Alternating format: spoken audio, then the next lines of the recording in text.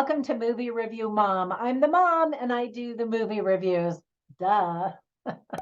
My goal is to give you the heads up on filmmaking quality and content so that you can make the best decision for you and your family as to whether or not you want to spend time or money or both watching a specific film. So the movie I'm reviewing today is called Devotion. This movie is currently playing exclusively in theaters. It's not available to stream just yet. So if you want to see this now, theaters are where it's at. Has it been a while since you've been to the theaters? Yeah, me too. But there is no substitute for that great theater popcorn. So the movie is rated PG-13 and is 2 hours and 19 minutes long. That's a pretty long movie. The movie review mom grade I'm giving it is a B. So what I'm going to do is give you an overview in a quick nutshell, and then I'll point out things that I really liked about the movie, as well as things that I didn't quite like or just thought could have been done better. I'll give you tips for parents, themes worth talking about, interesting lines, funny lines, if there are any, and recommendations for other films that are sort of similar that I think you might also like. All right, in a nutshell, based on a true story, this is a dramatic Korean War movie, but more importantly, it's about Jesse L. Brown, the first African-American aviator in the U.S. Navy. The Navy actually named a ship after him in 1973, so that's pretty cool. We've seen tons of movies about World War II, even the Revolutionary War, the Civil War, but not very many about the Korean War, which is often called the Forgotten War. So I really liked having something to represent the very valiant men who fought in that war. The powerful film was directed by J.D. Dillard and written by Jonathan C. Stewart, Jonathan A. H. Stewart, that had to have been confusing, and Jake Crane. So here's the list of things that I really liked about the movie. First of all, Jonathan Majors. He gives a powerfully emotional, stellar performance. We'll see if he gets any Oscar nods for this performance. I hadn't really seen him in much before, so it was great to see him be the star, basically, of this feature film. Glenn Powell also does a very good job, and he gets to wear the actual Medal of Honor at the end of the movie that was given to the real Tom Hudner Jr., whom he plays in the movie. He also co-produced the movie with the director. Some of the fighting scenes were actually filmed in Wenatchee, Washington, to look like Korea. Most of the jets in the movie have been decommissioned, so there's a lot of CGI that was used. Now, I'll contrast this quite a bit with Top Gun Maverick, partly because Glenn Powell was also in that one, and partly because those were real jets flying and fighting in that movie. But in this one, because of the decommissioning of these older airplanes, the CGI was used. The director hired Kevin LaRosa to help with the dogfight scenes since he did such a fantastic job designing those action sequences in the hugely popular movie Top Gun Maverick, which just came out earlier this year. Try to see this movie on the biggest screen that you can just for the action sequences alone in the air. The cinematography by Eric Messerschmidt was outstanding, and you definitely want something like that when you're filming a movie about stuff in the water, the Navy, and stuff up in the air, the airplane pilots and the aviators. Nice musical score by Chanda Darcy, and the sound department I thought did such a good job that you really felt like you were there. Now, with all of that praise, there were some things that I thought could have been done better. For example, the film is filled with a lot of cliches and seems to follow the biopic formula to a T. The movie takes a very straightforward and chronological approach to storytelling and sharing the events of what happened during the Korean War.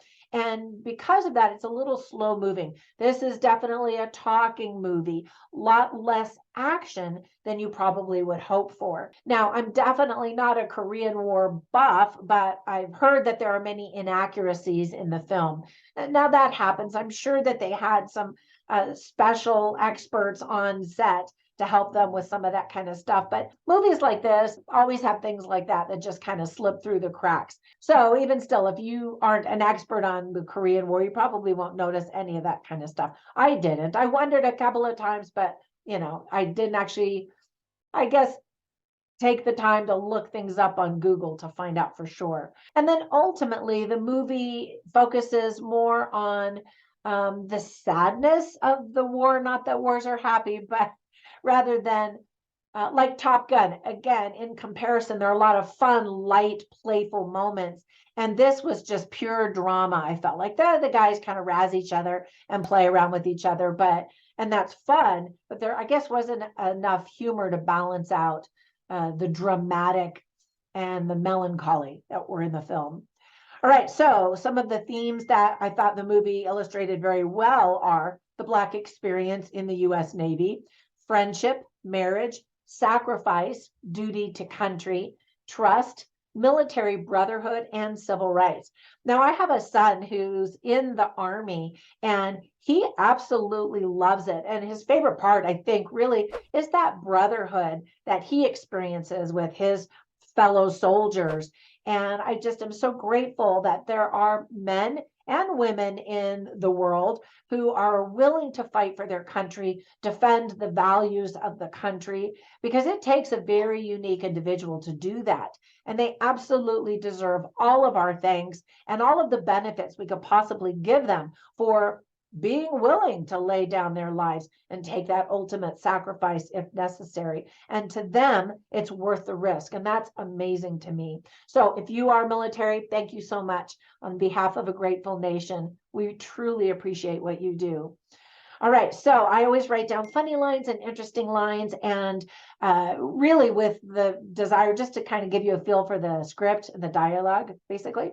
And you can see them all on my written review at moviereviewmom.com. I'll just share a couple of them with you right now. So Jesse Brown is pretty cute. He's getting ready to go, off to war. And his wife, of course, is really worried about the dangers of all that. And he says, the first thing to happen to me is a bad sunburn, which is kind of cute.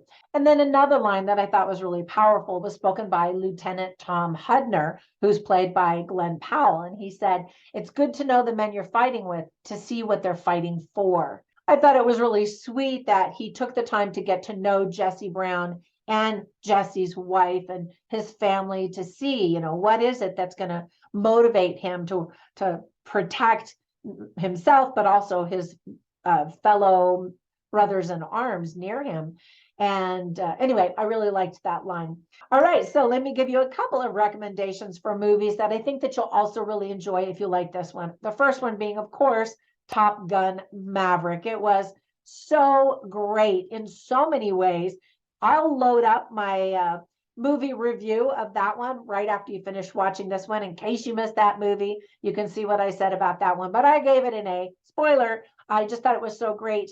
And as I mentioned previously, it also has Glenn Powell in it. All right, and then another one is a movie called The Last Measure. And it's based on a true story and is so powerful because it really explores the relationship between these men who are fighting and what they were willing to do for one another and for their country. So anyway, check that one out. I also did a movie review of that one. So if you hadn't heard of that one, I think it flew under the radar for a lot of people. Be sure and check that one out. It's called The Last Measure. All right, that's it. Thank you so much for spending a few minutes with me while I talk about movies. And when you get a minute, be sure and hit that subscribe button if you haven't already. And like this video, that helps to spread YouTube magical fairy dust all over my channel. And if you have another free minute, run over to Instagram and you can find me at Movie Review Mom and Trina Boice, which is my actual name, where you can learn about my 31 nonfiction books that I've written, as well as my online courses that I've created on a variety of topics, and learn about my daily podcast. All right, thanks so much. Have a great day. Bye for now.